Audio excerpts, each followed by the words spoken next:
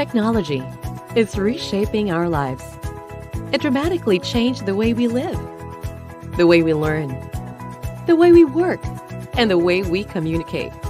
Technology has tremendous potential to connect us with one another. But there are still people who remain unreached, disconnected, and deprived of digital opportunities. Tech4ED centers serve as hubs that enable skills training and job opportunities. We have more than 4,000 registered users, and about 67% are women, and majority composed of students as our beneficiaries.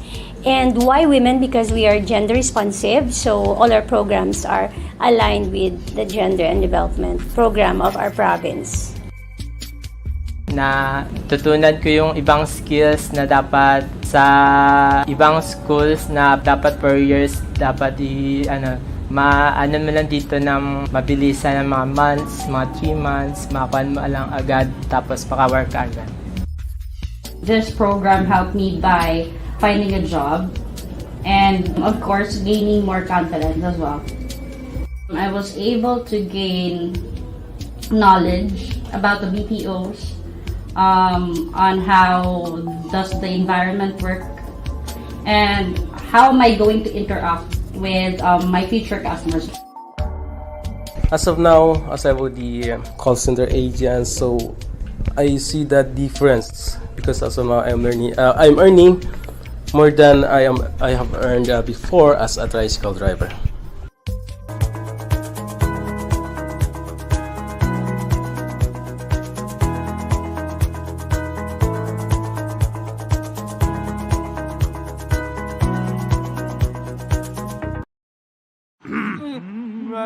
Game, 1, 2, and... Paa, tuhod, balik at ulo, kita kwetan, baywang at sus. Huwag mong titigan ang hindi sa'yo at maging disenteng tao. Pare, ang catcalling ay isang uri ng sexual harassment. Di biro ang sexual harassment at di nakakamacho ang pang-aabuso. Isang paalala mula sa Philippine Commission on Women. Have you ever felt? Are you listening? Damn.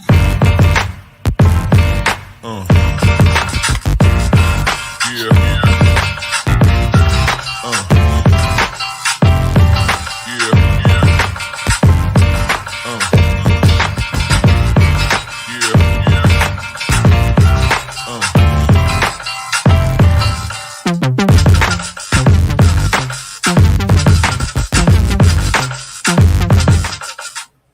Magandang araw! Welcome to NOLITC's Gender and Development Webinar. March of every year is declared as National Women's Month.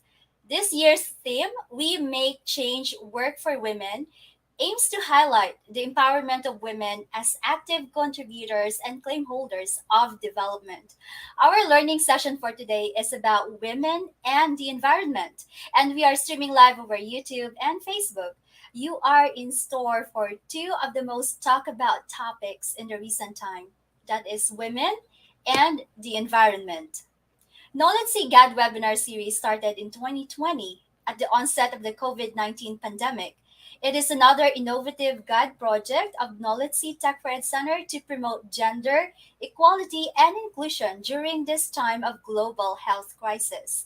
We are immensely happy that you took time off your busy schedules to join us today. My name is Red Lorente and I will be serving as your host for this event. Kindly post your greetings in the comment section. Let us know where you are joining us from. We would love to know. Okay, thank you. Let's begin this webinar with a prayer to be followed by the singing of the Philippine National Anthem and the Negros Hymn.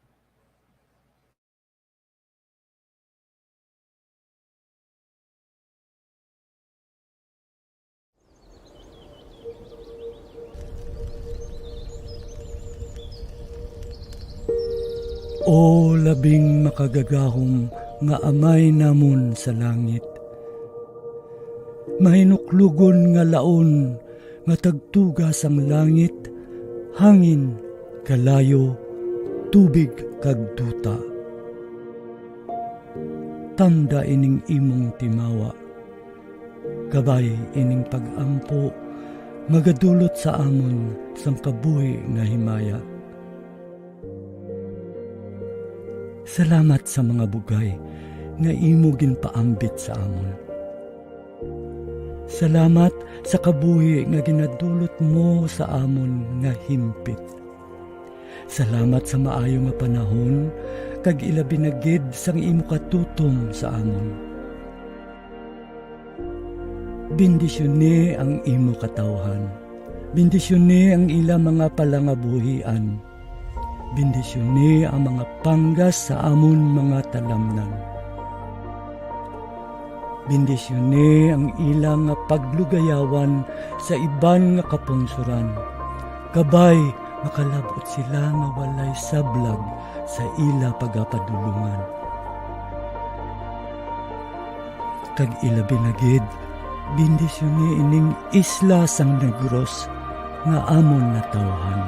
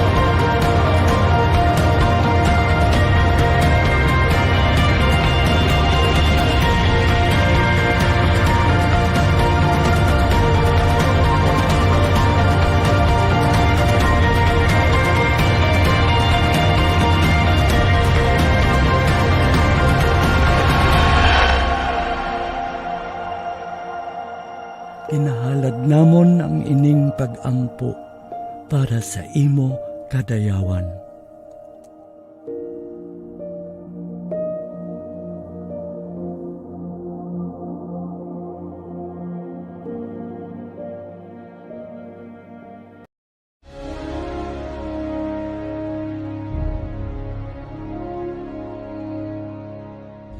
Bayang magiliw kaya sa silanganan, alam ng puso sa dibdib mo'y buhay.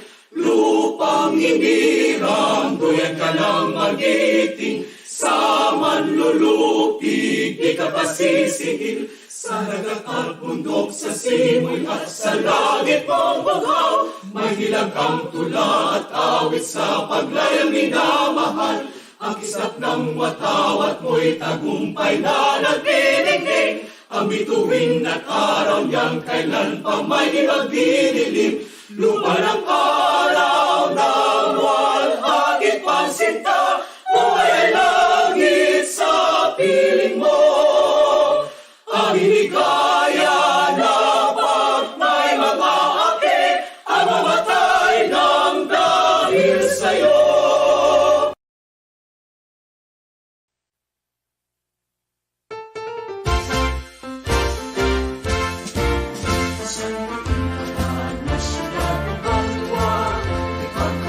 Sa kita kapamilya, pag-uligay, pag-igay, pag-ibong, malapat mag-ari sa aking na probinsya.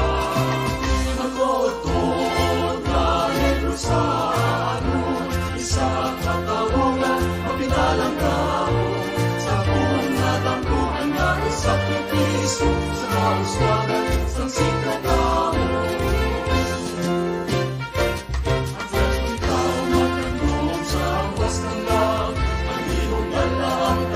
Sa kasahan, at wala may mapiling sa kalulong, nanagantos ka nagais na ako.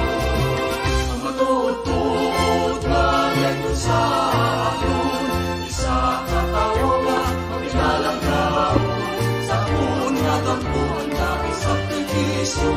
kauswagan ng sikatao.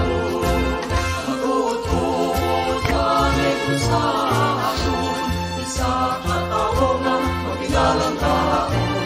Lapon at ako ang dati sakripisyo, paghulikan, paghigain, paghigog dapat maghari para sa kauswagan ng sikatao.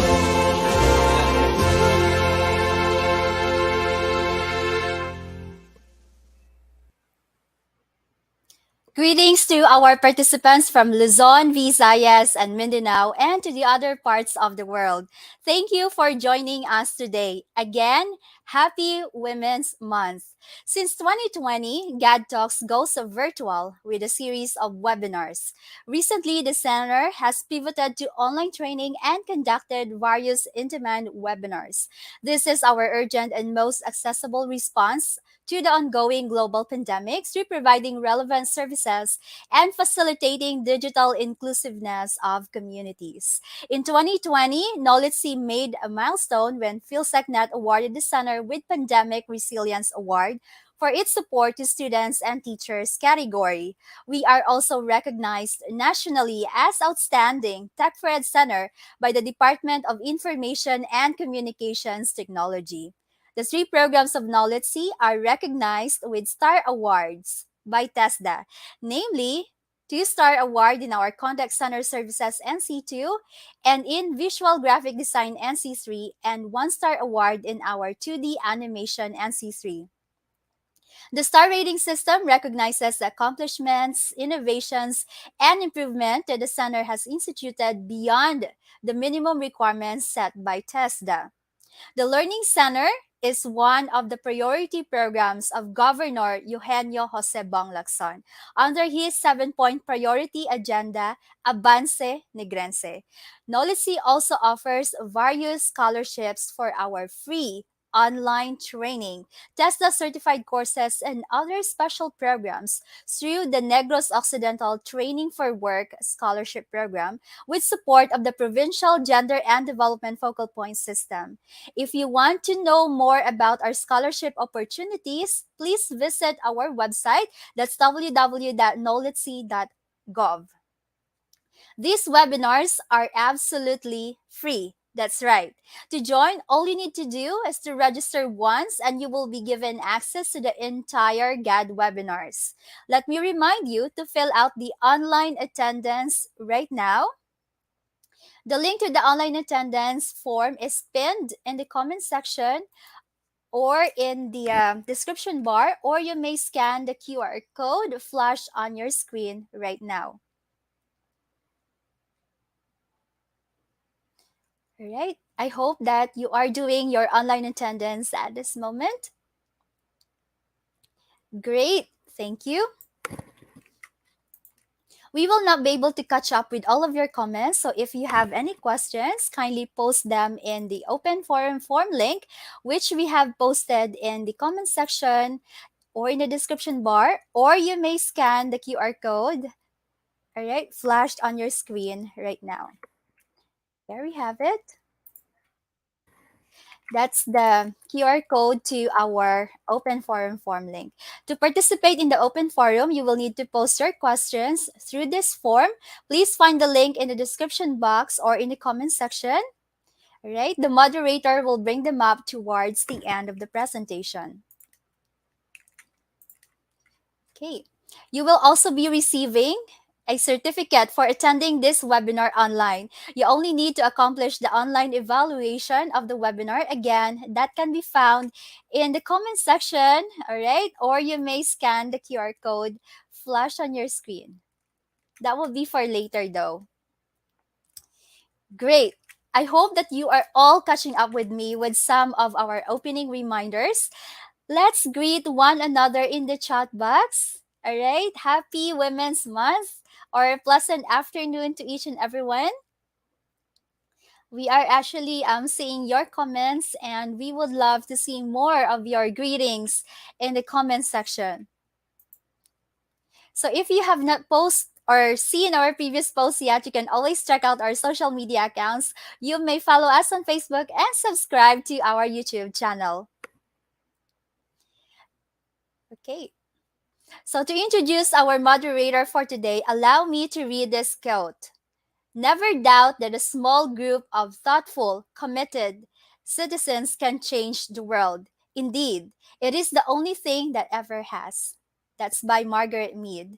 Our moderator is regarded as an active advocate of mental health, pride rights, and global citizenship. He is NOLITC's Contact Center Services trainer for 7 years and a point of contact for several industry partners in Bacolod, and 12 years of English as a second language teacher under his belt. He is the former president of AFS Intercultural Philippines Bacolod chapter. Currently, he is the activity coordinator of AFS Negros community. His intercultural competence has opened up when he came to Japan in 2012 as an exchange language and cultural teacher. His community involvement and advocacies includes HIV/AIDS, mental health, peace support, and LGBTQIA, and a proud dad to his teenage boy, a grown-up Pacquiao. Ladies and gentlemen, let's give a glad hand to our moderator for this afternoon, Mr. Larry B. Franco. Thank you so much, Red. A productive afternoon to everybody. All right. Women play a critical role in managing natural resources on family and community levels and are most affected by environmental degradation. In communities around the world, women manage water, sources for fuel, and food, as well as both forest and agricultural terrain. This afternoon, our learning session as follows. The first one is to understand the links between gender equality and climate change. Second, to know the legal environmental frameworks that include gender. And the third one is to discover what we can do to promote gender equality and women's empowerment in biodiversity, climate change, land degradation, and international waters. Our speaker is a disaster risk reduction and sustainable development practitioner. She completed her bachelor's degree in psychology from the University of St. LaSalle, followed by her education in Silla University in South Korea, where she took Korean studies. In 2017, she took up Master of Arts in Disaster Resilience and Sustainability Development with distinction from the University of Newcastle in Australia. She has a decade of work experience on humanitarian emergency response, recovery, and development program with special focus on humanitarian coordination, information and management, disaster risk reduction, mental health, and psychosocial support, and 3 years of work experience in the academe, covering teaching, training, community organizing, and children and youth development. Initiated and facilitated youth-led activities with various youth organizations. Currently, she works as a consultant for various NGOs, LGUs, educational institutions, and projects related to climate change, disaster resilience, communications with community, evaluation, and research. She has made significant contribution not only to our country, but to the world by being the UNV or United Nations Volunteer Specialist, discussion facilitator on environment, sustainable development, and disaster risk reduction. Join me in welcoming to our virtual stage this afternoon my good friend and my former colleague, Miss Maria Lourdes Udela. Hi, Well, Lou. good afternoon. Good afternoon, Sir Larry. It's nice Hi. to be united with you, even virtually lang, no? Yes, and I know that you're in Boracay, right? I, I am. All right. So Yes. in behalf of NOLITC, we are so happy to have you back here. Before, remember, we used to do this face to face before the pandemic, Yeah, right? right. I And remember now that. virtually, we are still going doing this one. We're Okay. very adaptive. Yes, of course. Lou, I'm sure that everyone here, our participants for this afternoon, they're actually very excited about your topic, and this is really a great topic, right? Yeah, So I'll give you this floor. So thank I'll you. talk to you later during the open forum. Sure. Thank you again.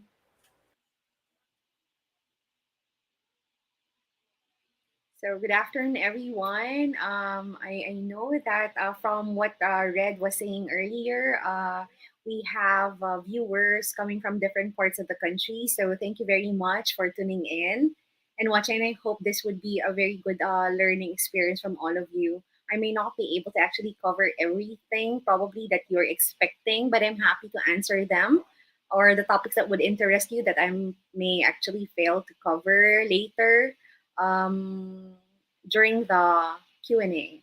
Yes. So, Sir Philip, yeah, I only have rather very few slides for this afternoon. 11 lang. But yeah. So the topic is women and environment, and the focus is really on gender equality. A lot of people that I've met along the way and in my engagements in the communities would often find this very controversial a topic, especially in the Philippines. I think growing up in the Philippines, I must say that it's not like very stark ang gender gap in the country uh, compared to the other countries I've been to. Sir Larry just mentioned that I used to study in South Korea, and while studying um, uh, in Busan, I realized that women and men are actually paid differently for the same position. And so that to me was very striking because I don't think that that's an issue in the Philippines. In the Philippines, regardless of who you are, if you actually hold the same position, then you are entitled for the same pay. Apparently, when I was looking at some materials, there are like about 95 countries that still have like that issues on gender pay gap, so but when we look at the gender equality, this is also a topic where um, very difficult rather to circumvent, but when we sometimes like think that this should be a non-issue anymore, because as long as you are a human being, then you are entitled to the same rights with what other people are enjoying. Apparently in other countries, women are seen as second class citizen, where they could not access some le- legal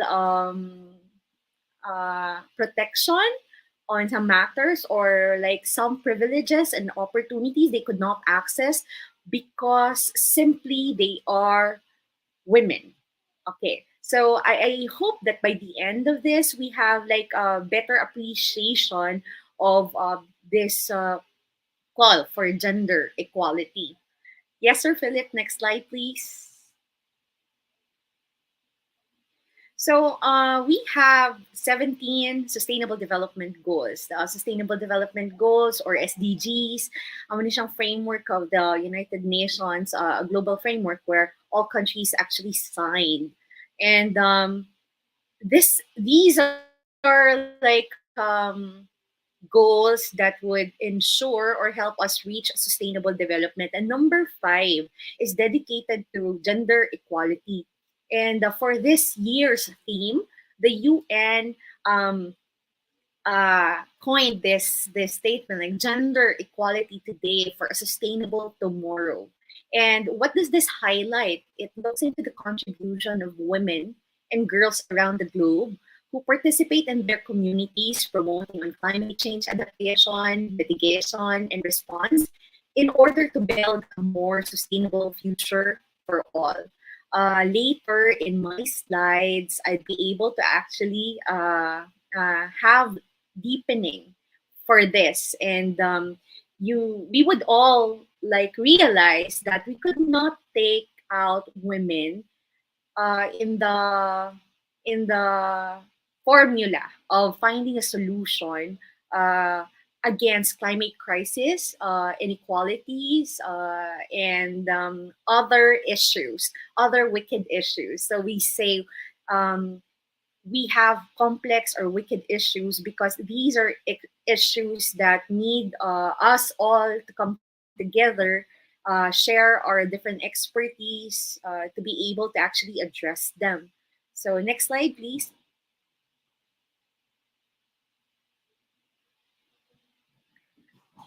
Yeah.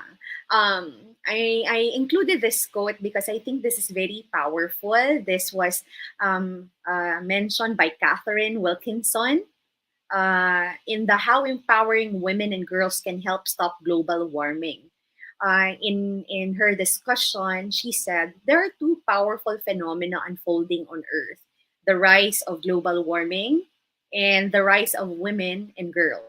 And the link between them is often overlooked. But gender equity is a key to answer our planetary challenge.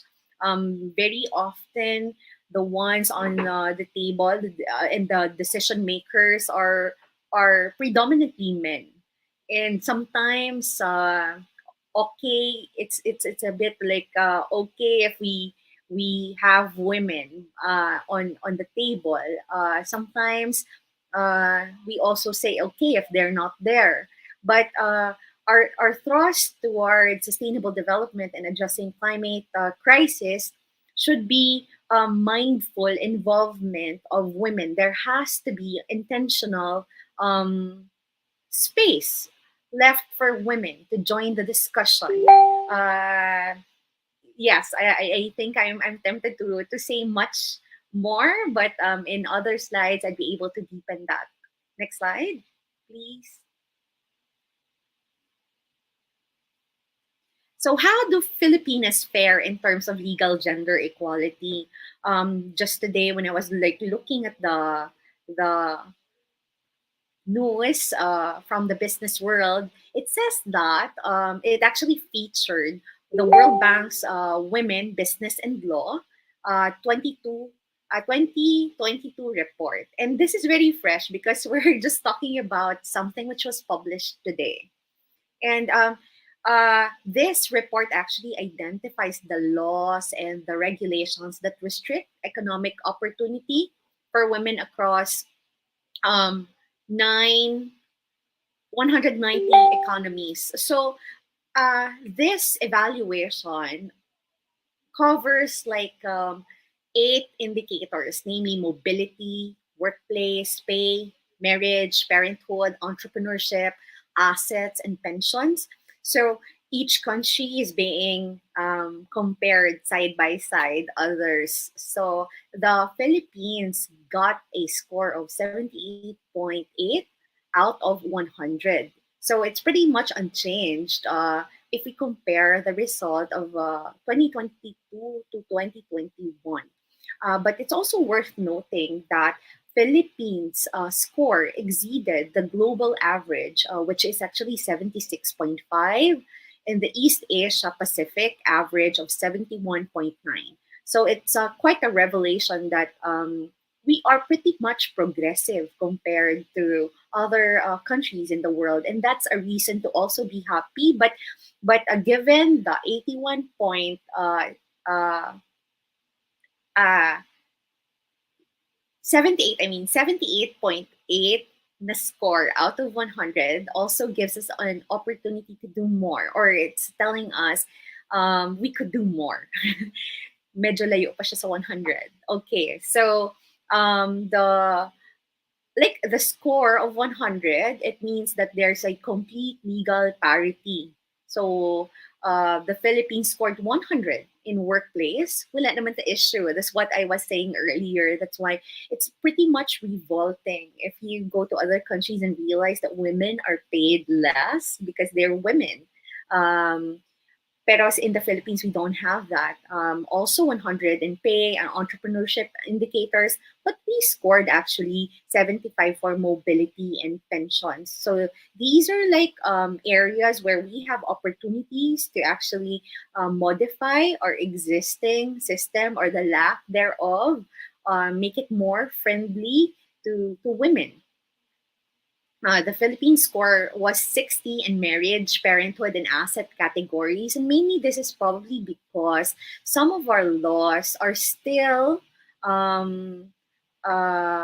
discriminating para sa mga women. And I remember the chief of the UNFPA even mentioned that when they hired consultants, they look into our different pieces of legislation. It was found out that there are still a couple of items in our laws that are still very very against women. So it's a bit shocking. So next slide.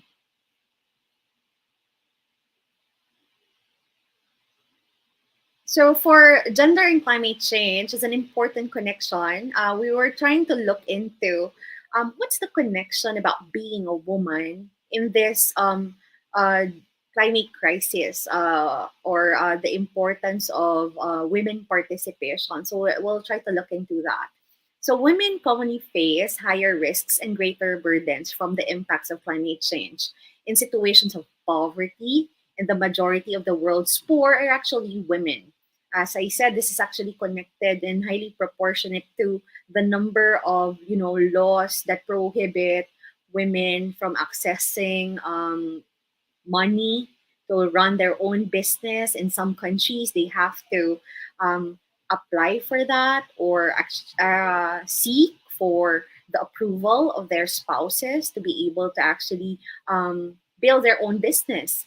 So that's it. Also, women's unequal participation in decision-making processes and labor markets compound inequalities and often prevent women from fully contributing to climate-related planning, policy, and implementation. And I think on a personal context, we could actually relate this with just think about you and your parents.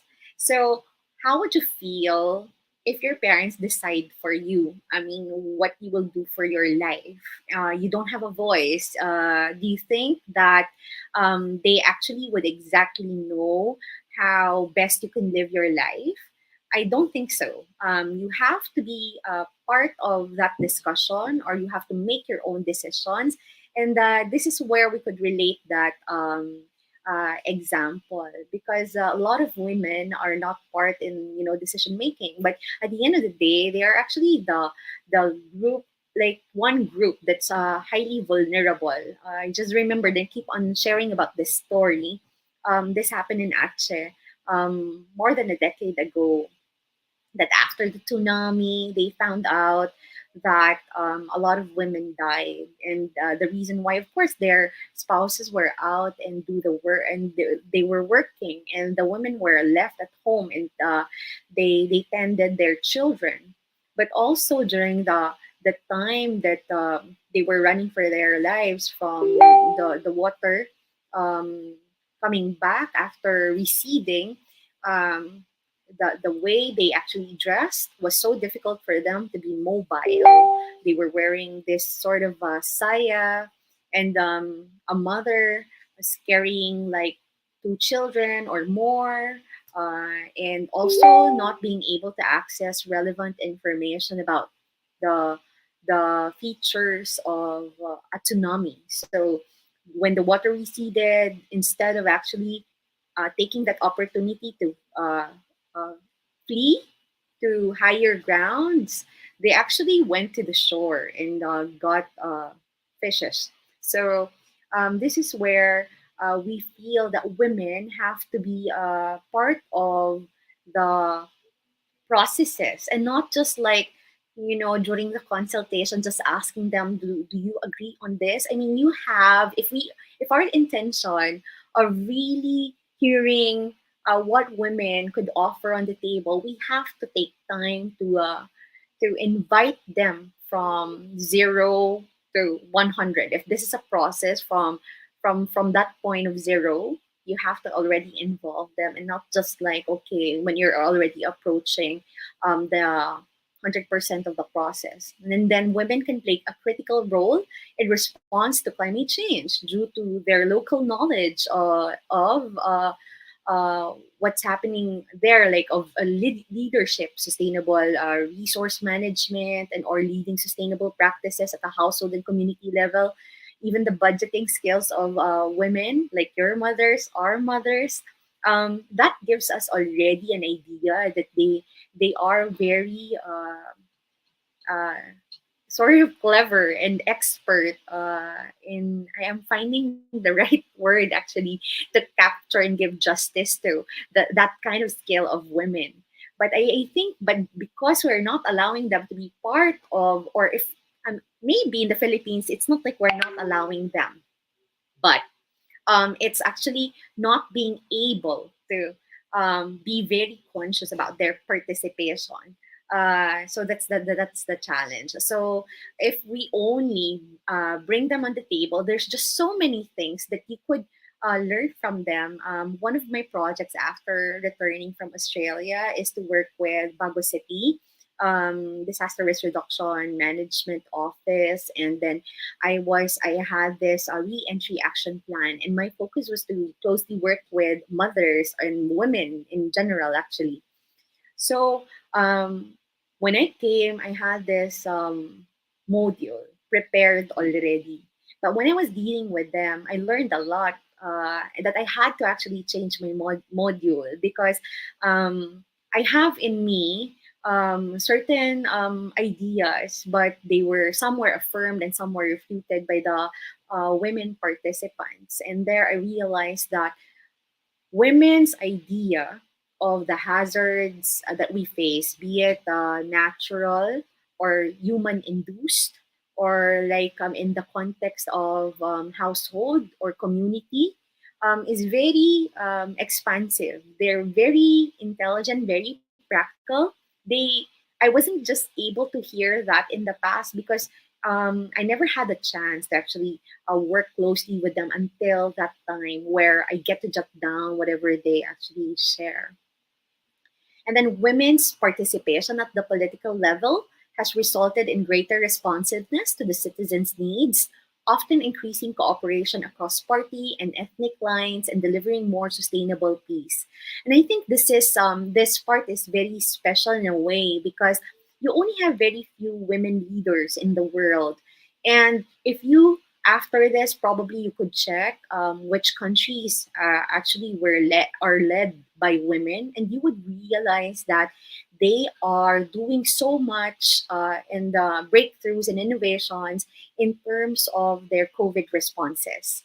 And just last night, I was watching about the developments in Ukraine versus Russia, and how it's being dealt by the European Union. And you would realize, the president of the parliament of the European Union is a woman, and the head of the European Union is a woman. And as a woman myself, it makes me feel so proud that they speak with so much power, yet there's tenderness. There's this highly nurturing side, like understanding the perspective. It's like a mother dealing with their children in conflict, putting that in a bigger context. So I think that's a different way, because mothers, when they run, it's like running countries is like also having this opportunity to run a household, right? Budgeting, strategizing, talking with children with different attitudes and all that. And if you bring it to the bigger level, that's why women leaders are generally effective. And there are studies to support that. Okay, women's inclusion at the leadership level has led to improved outcomes of climate-related projects and policies, and this is supported by the UNFCCC, or the United Nations uh, Framework Convention on Climate Change. So, on the contrary, if policies or projects are implemented without women's meaningful participation, it can increase existing inequalities and decrease effectiveness, because there's no one who could give like women's lens, who would represent women, right? So if we do not allow them to be again given the space to speak, who will speak for them? Okay, so next slide, please.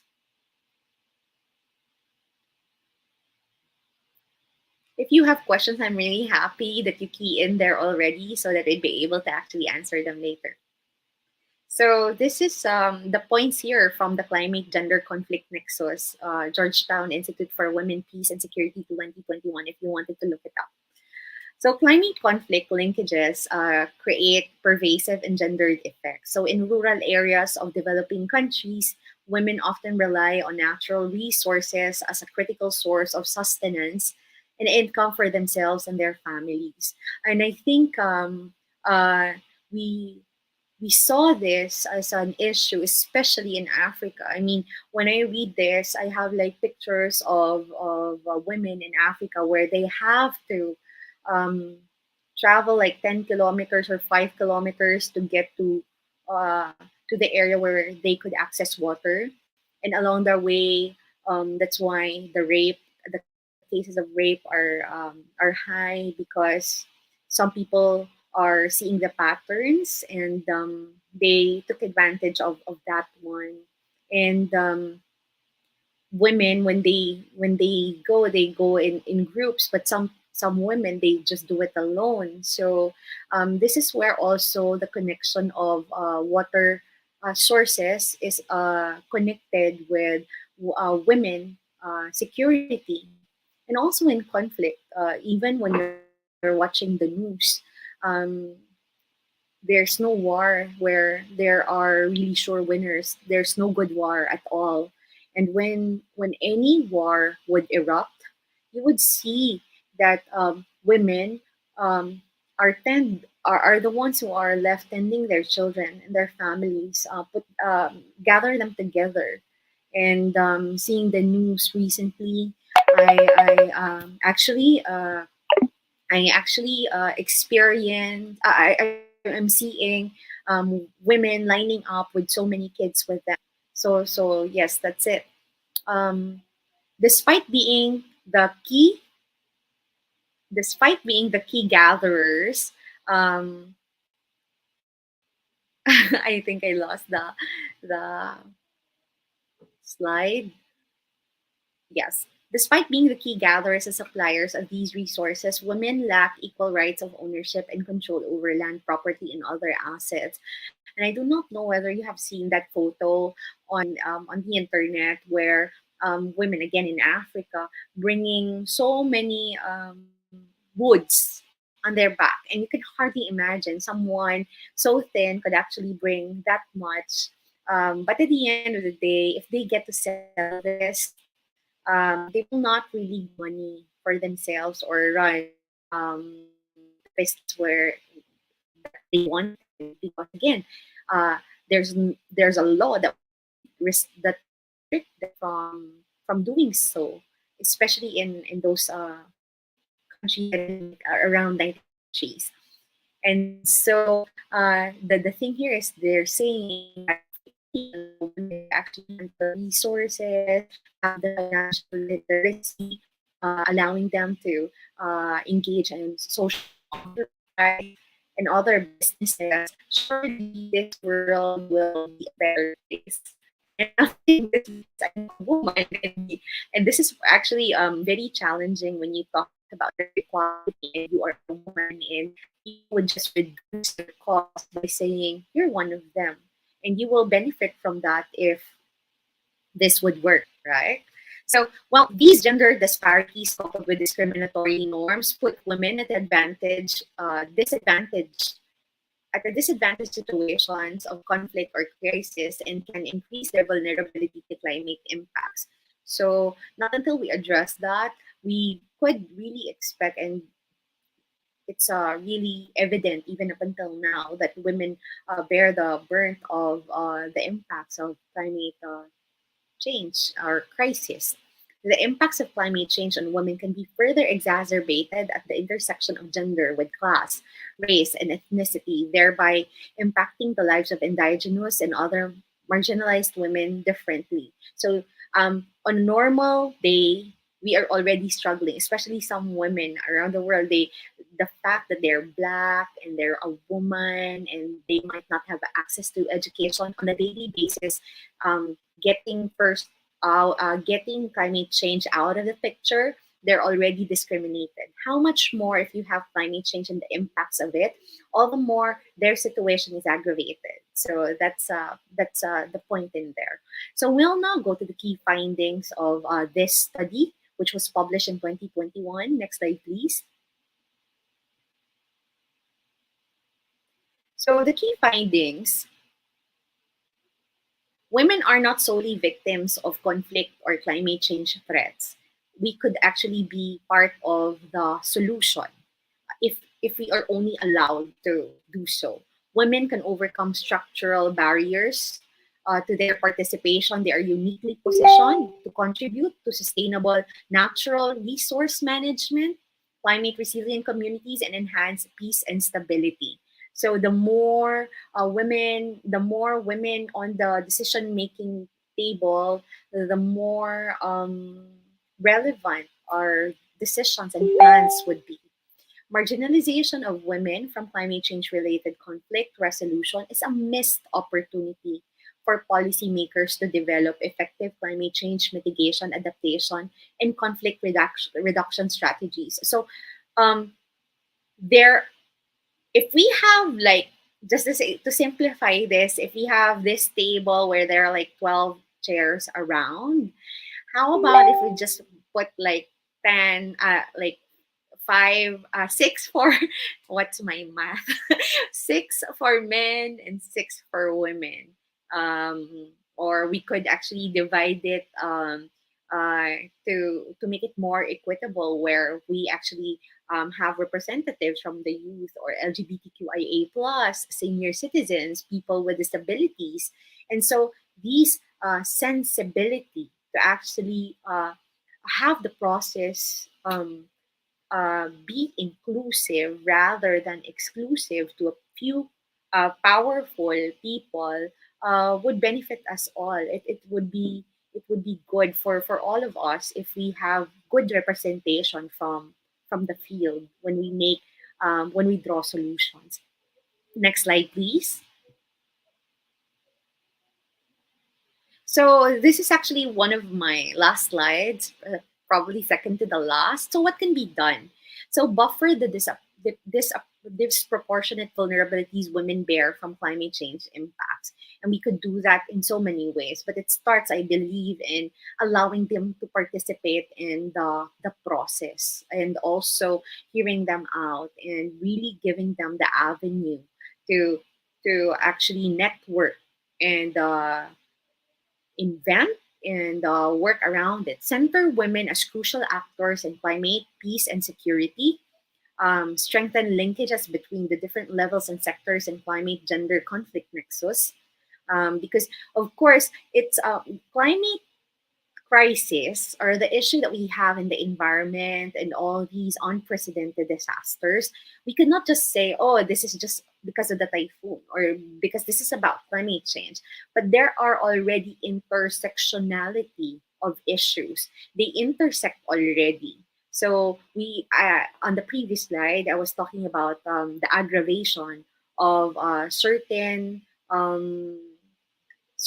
issue, like being a woman, being black, being woman, Asian, uneducated, plus another pang on that would really be um, a challenge which is so difficult to overcome unless we actually work on something which is proactive and we involve those concerned in drawing solutions. So address knowledge gaps within the nexus. Yes, I'm a big fan. I want to say fan and like pusher of information, sharing of information to facilitate awareness, because I think that people's inaction doesn't necessarily mean that they don't want to be involved or because they are apathetic. I think people's inaction could sometimes be because there is a gap in the information. Or sometimes when I think about, how the proliferation of fake news in the country, I I sometimes really get mad on people who have the education and still share fake news. But for other people in the remote areas, if they believe on fake news, but they don't have like way to actually check that, I'm a bit forgiving because they don't have like Google or they don't have probably a good connection on the internet to find out what's real or not. But I think the knowledge gap here, going back to this thing, the knowledge gap is a bit a challenge, but this shouldn't be actually, because we are in a time where we don't have to look up already. I remember growing up, like if I have something to search on, I have to get the encyclopedia and have to look at like alphabetically. I sometimes when I'm looking up on a topic or an issue or framework, which is actually not in there. Unlike now, it's just everything's like one click away. So I just feel that we are in a position where we don't have any excuse anymore to share fake news or share these conspiracy theories without like basis. And this is also an issue on climate change where some people deny it. And for us Filipinos, it's so difficult to deny because we've seen many parts of the country that are always being lashed by disasters like typhoon, and even us in Negros experienced that last year. So there's no way we could deny and say, oh, there's no such thing as Typhoon Rai or Odette that happened, because it did. And it destroyed so many places. It killed people, and so on and so forth. So promote women's leadership in climate-related conflict mitigation prevention and reduce barriers to inclusion, because the thrust is actually to include and not exclude. Yes. And the more that we're mindful of inclusion, there's a greater chance that we actually address the gap. We actually bridge the solutions that we offer, the measures that we offer. They serve as bridge. And if before it's like this, and the more effort that we do, and so we say we are kind of filling the gap in between or between them. So last slide, I would leave you with so this is really the second to the last. So yeah, what do we have to throw in the garbage? Ano ning mga wala deserve sa aton, the gender stereotypes. Oh, she's a woman, she could not do that. It's only men who could do that. Or also, the same is true for us, like limiting men. Oh, men can cry, men are not emotional. When someone actually shows emotion, we could say, ano ka, agi? Or ano ka, very emotional, si mo. So we begin to actually put some label, and we're very sexist against women, men and LGBTQIA+. So we have to watch out our words. Unrealistic body standards that you have to have, big boobs, flat na chan, no belly fat at all, no double chin, and on all those unequal pay, we have to throw that negative female portrayals. And no, I just remember this, and I think I have to say it. When I was studying abroad, there's this impression of like Filipino women. I was even asked. I mean, the group where I was a part of was being asked, are you a packer or a fucker? Or like, are you working in the factory worker or factory worker? And it was so, this happened like more than 10 years ago. And it always like kanubo, they look down on us just because we're Filipinos. I mean, they have this kind of impression. They've been, I've worked in also in other countries by now. I have like sort of an idea of how they treat Filipinos, all the more Filipino women. And then I felt like, okay, maybe we could do something about this, sort of discrimination, the sexist jokes, shaming language, the gender roles, sexual harassment, and the toxic masculinity. And I've seen this. What's worse is that I'm seeing this in our leaders in the country. Some of them are like this. And at some point, it has been normalized. And so I felt bad about this one.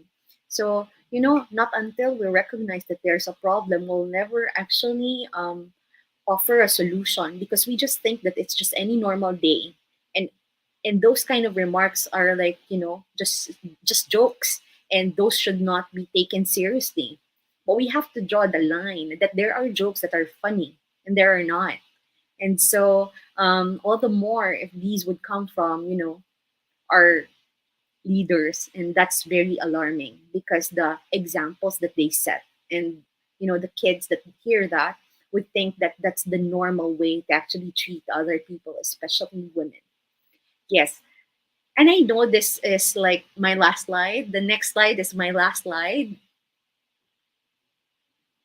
If you see inequality as a them problem or unfortunate other problem, makaluoy man sila, that is a problem. So then we have to own this. We cannot just say, oh, because I'm not a woman, that's not my problem. Or we could not say, I am a woman, but I'm in a good position. I haven't experienced that. That's not my problem.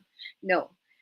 This issue of gender equality, this issue revolving around, women, discrimination against women is all our problem. And not until we address this, we will not be able to actually find really good solutions to our, wicked and complex issues, not just climate change, and all other aspects of the society. So that would be all. So that's Kimberly Crenshaw. She's a lawyer, civil rights advocate, and intersectional feminist. And this material is from the UN Women. So thank you very much for listening, and I'm happy to answer your questions.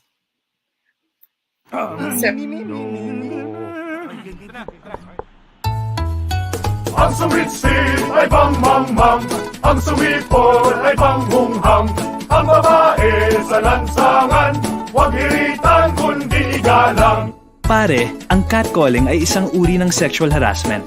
Di biro ang sexual harassment at di nakakamacho ang pang-aabuso. Huwag hiritan kundi igalang. Isang paalala mula sa Philippine Commission on Women. Hi, everyone. I'm sure that we already enlightened about what Malu already told us about women and environment. Lou, thank you so much. Thank you. Yes. And I have here questions from our participants. So I may actually read the first question here. Right. Lou, how can we help girls and women to be more environmentally responsible? Yeah, I think being environmentally responsible is not only, we could help them if we think that we should not separate our discussion about environmental responsibility to just the responsibility of women and girls. So we start off by kind of changing that question by saying like, how could we all work together, um, um, as being responsible citizens in terms of like an environmental efforts, because in that way we'd be able to unburden women with the expectation that they have more roles to play on being responsible in the work for the environment. I hope I'm making sense on that. But again, maybe I would also try to answer that from that tone by saying that why not we also give them already a platform where we would allow their ingenuity, their being practical, their solutions to be shared, having really create a platform, like having them really have an avenue to share their thoughts, their struggles when it comes to this issue. But yeah, my main point probably is that if we would allow people to actually look at this issue as an issue of everyone, because climate change, environmental issues are all our issues. All right, I strongly agree with that, Lou. But actually, for my follow-up question, why is it that the understanding climate change impacts women than men? Well, the discussion is this. I mean, why do more women, or women are more impacted by climate change? Mainly because, to begin with, even without climate change, we're already vulnerable. I mean, a lot of things are expected from us. So say, for example, mothers in Africa. Sorry for the example, but I'll try to find a way to actually connect it in the Philippines later. So climate change could be one of the reasons why there's poor access to water. Some of the mga bubon are dried up because of extreme heat in other countries. So it used to be, and women are the ones getting water in other cultures. No, you see like photos of women on their head, they're bringing containers, and getting water. So can you imagine if if the nearest well, which is Sambalantabe, 1 kilometer, has been dried up, the tendency is, of course, water is needed. It's a necessity. They have to find a new source. Okay, say, for example, if the new source is 5 kilometers or even like 2, what used to be 1 kilometer is now 2. So it's times 2, double the effort. And the farther they go, the more vulnerable they become. It used to be that it only takes them, say, 30 minutes to reach their house. What could happen in another 30 minutes where they're far from their house? That's just a simple, example. And okay, in the Philippines during Odette, many of the families actually lost their houses and properties and all that. And if you were a mother of 5, you don't have like space anymore where you protect your children. You feel that your family is protected. Mothers might actually lose sleep, or mothers might um, worry a lot of how this would go, or how they could actually fend their children and all those sorts. So that's where the practical examples come in to actually establish the fact that women are more vulnerable. But definitely there are like more examples than that, especially when we talk about like migration internally or in other countries, because especially like women with so many children, it's not easy to travel kilometers away to leave a flooded area and you have like 4 kids with you. Yeah. Mm-hmm. Or if you're breastfeeding and all. Yes. All right. There's another question here, Lou. How can we get rid of the notion that women should not get involved in issues that is critical as the environment, and this should be a man's job? So we could get rid of it by believing that we should all be part of that. I mean, one person not thinking that this is a man's job is already 1 + 1 to the solution, you know? Yes. Yes, right. So the moment that you acknowledge that this is everybody's issue, and that, you would now feel uncomfortable if it's only men in the room, around the table, right? Mhm, So mhm. you'd say, oh, there's something wrong. Where are the women? So you begin to question. The moment that you have that kind of perspective, you begin now to question if there's no women representation. So yeah, the issue about notion also is answered by um, that notion, notion, which is opposite of it. Yes. All right. Okay, let's go to the next question. What is the most stressful part about working at women's empowerment? This is really good. And this is actually from Jasmine Diaros from Silay City. Well, any movement or advocacy is really stressful naman by Mhm, nature, because any advocacy is a process and nothing is like snap, right? Like nothing happens in a snap. In terms siguro of women's empowerment, what is draining me is the the system mhm, the society, the expectations of people, the misplaced expectations. Like sometimes we think that women are like robots, that they don't feel anything but they have to deliver everything. It feels mhm, like that. And also like women empowerment, where you wouldn't know where if you're taken seriously. You have the platform here in the Philippines. It is not difficult for me to actually speak my thoughts about women and all. And I think a lot of women are empowered. In Negros alone, I think our women models are very outspoken.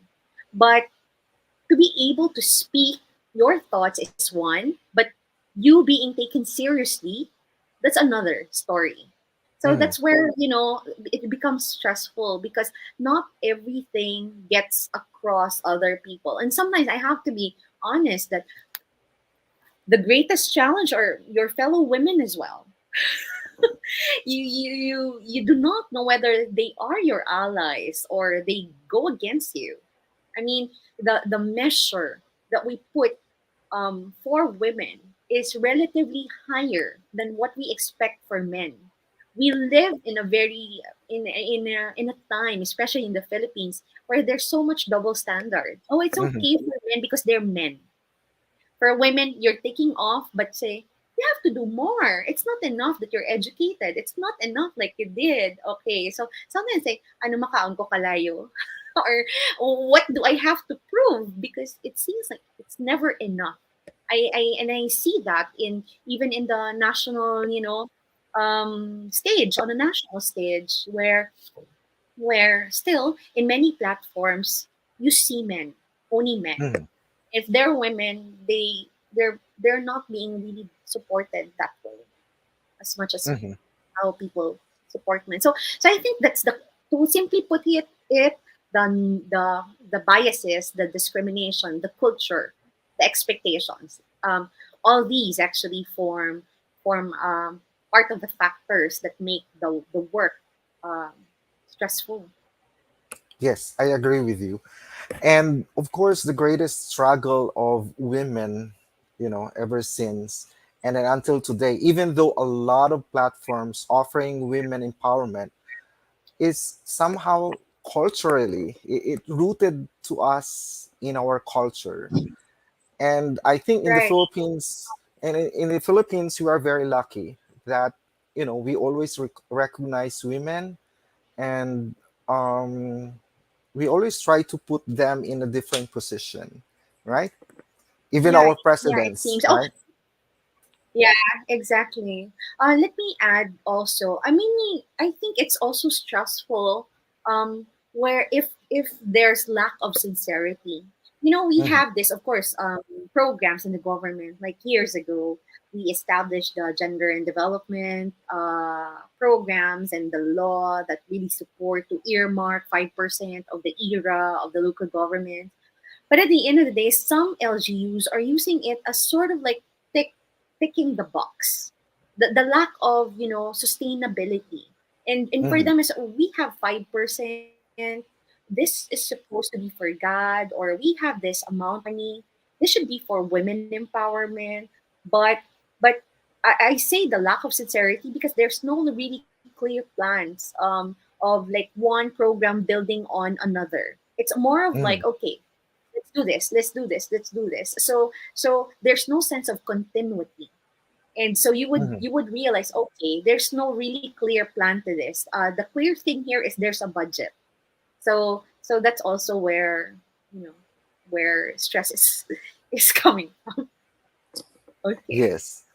All right. So this is also an issue about women empowerment. I think I have here from Jonah May Pacheco. So, in your own definition, like, you are empowered woman already, Lou. How do Yeah. you explain this to them? The women empowerment. I believe that women empowerment is more than just being outspoken, but having this actually, the first step is being involved in the process. We are empowering people if we involve them in the process. We share them relevant information where they could have like informed decisions, and they have a platform to speak up what their thoughts are, what their decisions are, and they take accountability for these things. I think that's empowerment because we often mistake empowerment as just like being able to speak up, but there's more to that. It's sort of like a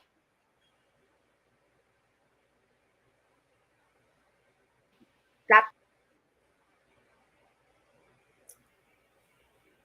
Hello, can you hear me? I don't know. My signal might be might be bad, but that's it. I think that's women empowerment, and in my personal experience or on a personal context, I'd say I'm empowered because I'm able to actually be involved in the processes. If I'm not invited, I sometimes like say I want to be involved in here, and I know my capacity, I know my limitations. On those limitations, I wanted to actually learn. So I access capacity building. If I have already the knowledge and sort of the expertise on that, then I join, and then I take it to another level until I see fruits of all these efforts. Yes. All right. Thank you, Lou. And there's another question here. I'm still waiting to be flashed on the screen. All right. How would you address the cultural issue that forms the background of the gender pay gap? Oh, so in the Philippines, we don't have this is not much of an issue. I agree. But yeah, but in other countries, I cannot say I am knowledgeable about their culture on that because even I question it. I want to understand, and basically what appears to be a factor on this, why they think about it, is some women for so long are just treated as second class citizens. And so it speaks about like how we classify people. Oh, when you go to the bar, there's a room there for VIP, VVIP, and just the commoners, like any other people. So I feel like, okay, for the VVIP, they're treated very well. And then for, there's any other club goer, they're just treated fairly like how any usual club goer is. So the reason why I'm sharing that is that that's their culture and they feel like justified. And they would say, I mean, you have to earn your way to be VVIP. So if I connect that to like in other countries where they look at women second class citizen, they might even like philosophically say, maybe you should believe in karma and just wish that you become like a man in your next life, which is sad. But what I'm saying here is that um, this has to be countered uh, by discussions, and let's not normalize this. Let's speak up, because they themselves would realize, oh, really, there's something wrong, because a lot of people are calling us out on this. Because the moment we Mhm. keep silent, well, it's like fake news again. If we do not counter the fake news, people would think that, okay, we're sharing good stuff. But Mhm. there's a there's really, we have to draw the line, you know. And then for cultures that, the gender pay gap is an issue, this might not only be cultural, but this is like ideology. Mhm. Yeah. I mean, ideology, because we have to be reasonable. Like, why do we pay two people doing the same jobs differently? Why Yes. do we have to pay them differently? So, if we attack it by reason, less emotion, then people begin to realize, oh, there's something wrong, because I could not reason out anymore. I Mhm. mean, there's no right reason to justify such a discriminating act. So we can only hope that they're objective and change the system. So I don't think it's much of the culture, but more on ideology. Yes, but during your days when you were still a student and you went to Korea and you actually witnessed the different kind of cultural issue in women, and then after a few years you went to Australia, and this is the Western environment. So how did it affect you? And then you just realize like, oh, how culture actually affects women, and then the issue of today's thing. Yeah, actually, I was surprised that Australia has an issue on pay gap as well. Not until Mm-hmm. my housemate also studying human resource, and their case studies are on that. And like we were having dinner, and she could not contain it, her disappointment, because she said, look, ate, I'm reading all these things. And I said, wait up, I didn't know that Australia has an pay gap. um but but one of the things I learned is that people are now uncomfortable with this fact, and Mm-hmm. people began to, document experiences and really challenge the system, challenge the legislation, doing demonstrations or rally, get out on the streets, because if they don't go get out on the streets, people wouldn't even know. I mean, I didn't even know myself, even if people would say you've been reading a lot of books and all those stuff, but that's not like my kind of field of work really. I was so focused on disaster resilience and so on and so forth. So Mm-hmm. so I think it's demoralizing. You know, I don't think I could stay in a job knowing that I am giving the same effort with my colleague and he's paid higher than me for the same position. So the Mm-hmm. chance.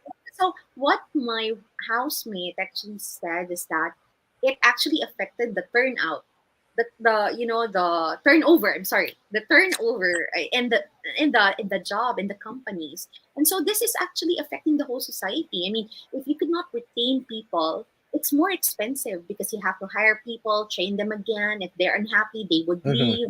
There's no sense of continuity, and then Mm-hmm. you're like sort of like broken society where people question their worth. Am I not enough? Why am I treated this way? There's something wrong about this governance or this practice and all that. And it's not just a question of one person. I mean, if this is a practice all over the country, you could just imagine how many thousands are leaving their job on a weekly or daily basis. So we are like sort of like wounded people asking all these questions. But we need to come together and really amplify our cause regarding this and kind of change that. Yeah, I strongly believe that one. All right, Lou, in your presentation, you said that women's inclusion at the leadership level has led to improved outcomes of climate related projects and policies. To address environment related problems, do you think it is best that the country should be led by a woman? I believe so. I think in one of my slides, because this is actually something which we used as well in the region in Southeast Asia. That was the same question as actually was asked to me after my presentation, and I believe yes. I mean, not only now, not only some other time. I would say with a resounding yes, and even we could always look up. If you mean by like now our candidates, we only have like one woman actually running, and it's always like good to compare her against her fellow candidates, and in a play in an equal playing field. Let's check what she could offer.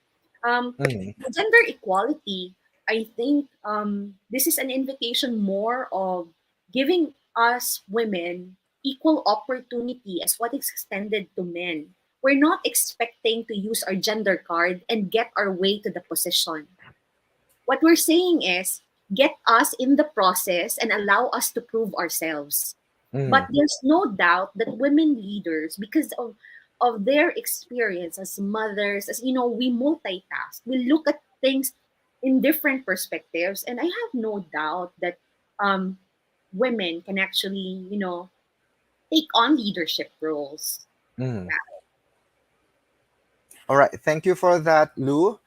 I think there are other questions on Facebook, so we might actually entertain them.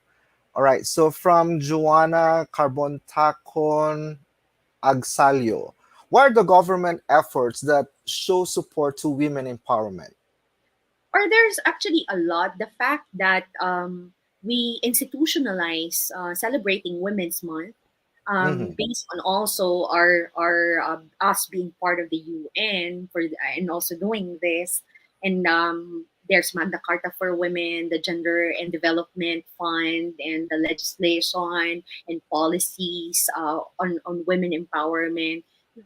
I think this is a testament that the government is serious about women's participation in the process. So that's more than enough showing of support. This is not even just support. This is really a concrete action, because we say that the way to prove that we value something is to label it and to put budget for it.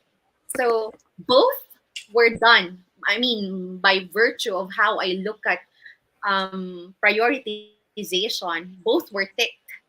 There's a label for this activity. The objectives are clear, and not only that, there's a budget to prove that we want things to happen, national and local.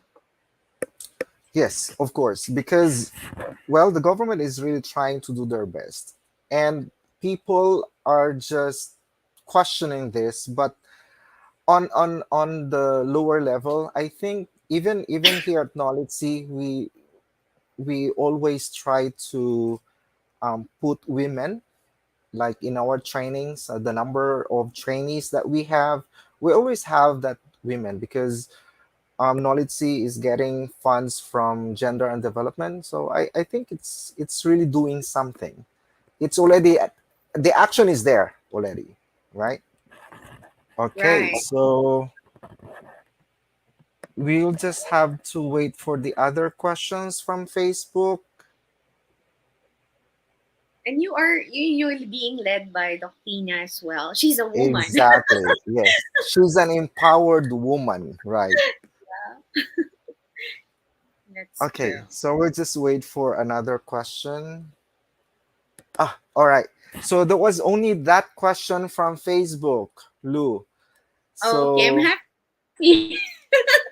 yeah, so I'm so glad that we have this again virtually. And I hope that this pandemic will get over, and then we will resume again the face to face. And I'm sure NOLITC is going to invite you again, right? Wherever you are, you're part of the family. All right. That's So, heartwarming. yeah, Lou, do you have the last words? Because I'm going to give this floor to Red. So before we're going to part ways, what is your Yeah, final well, message to everybody? well, yeah, final message for now. But thank you again. I will take this opportunity to say thank you to NOLITC for inviting me, especially Red Dawn, whom I know like decades ago, probably, and Sir Larry, because we've been colleagues, what you mentioned earlier, and Doc Tina. Thank you for the invitation. And to everyone who's tuned in with us today, I really appreciate the questions. I mean, I love to be asked with those questions because in a way it actually kind of fortifies what I believe in and what like the things that I've read or experienced. Maybe the parting word in here is that the last slide that I showed was also very striking for me when I was preparing for this presentation, and I really learned a lot preparing for this. So this is not just like a sharing on my part, but also a learning process for me. The last slide was saying about us owning this issue as a problem.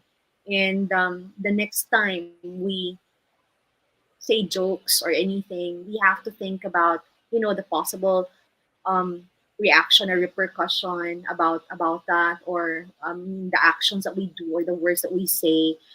We it's good to ask ourselves, are we actually trying to bridge the gap, or are we trying to widen the gap? So each Mm. of us has the power to actually help move the gap a bit, closer, to close the gap.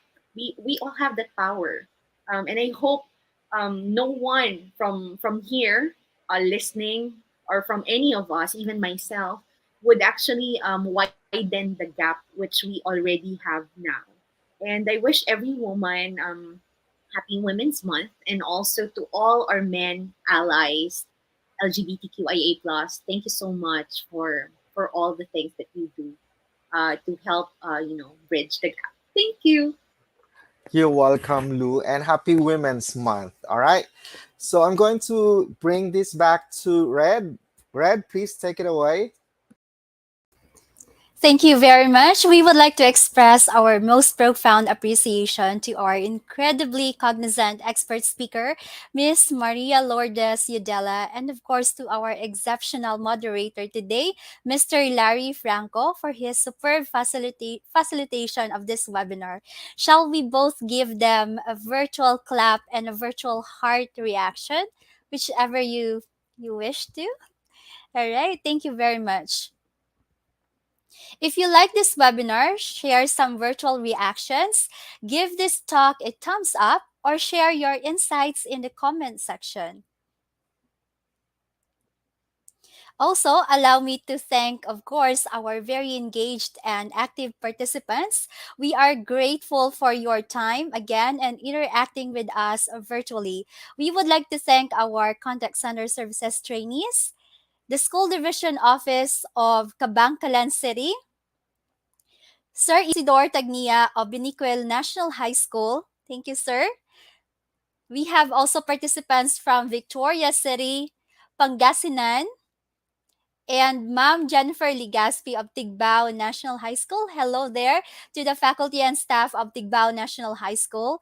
And Jillian Tadeo watching from Bersamin Industrial High School, Pangasinan Region 1. Wow, thank you so much for your presence in this afternoon's webinar. Now we move on to the awarding of certificate to our resource speaker. May we invite back to, all right, or shall we read our certificate for our expert speaker? The Province of Negros Occidental and Negros Occidental Language and Information Technology Center awards this certificate of appreciation to our expert speaker, Miss Maria Lourdes Udela, for sharing her valuable expertise and commendable service, extended as resource speaker in the webinar NOLITC GAD Women and the Environment, the second day of March 2022, live streamed through YouTube and Facebook. Signed by, of course, our vocational school administrator, Dr. Maria Cristina Orbicido. Thank you very much. I also would like to emphasize how you can get a certificate for attending this webinar online. Please provide us your evaluation through the link provided in the description box below, or do this right after the webinar ends. Your email address should be typed in correctly, and be careful with the spelling of your email address. So we will be flashing the QR code to our online evaluation. There you have it. All right, so I hope that you are doing the evaluation right now, and we will share it on our screen. The QR code to the online evaluation is now shared on your screen. The evaluation site will be open only until 6 o'clock in the evening. All right. Okay, so there you have it, ladies and gentlemen. This concludes our first Gender and Development webinar, Women and the Environment. On March 9th, that will be next week, we will have another exciting webinar about Zoom Essentials for Women. See you in the same platform that you're currently using. You should be able to receive a link through your emails. So that's it again. Stay safe, keep smiling, and be strong. NOLITC Inspire, NOLITC Cares, Avance Negrense. Chong chong chong chong pasipol-sipol mga manong sa labas magpigil at gumalang kaya ikaw sara bibig kundi maganda ang lalabas. Pare, ang catcalling ay isang uri ng sexual harassment. Di biro ang sexual harassment at di nakakamacho ang pang-aabuso. Kaya ikaw sara bibig kundi maganda ang lalabas. Isang paalala mula sa Philippine Commission on Women.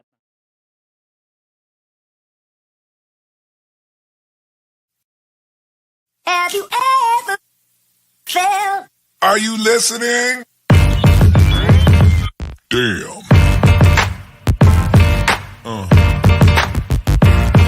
Yeah. Yeah. Yeah.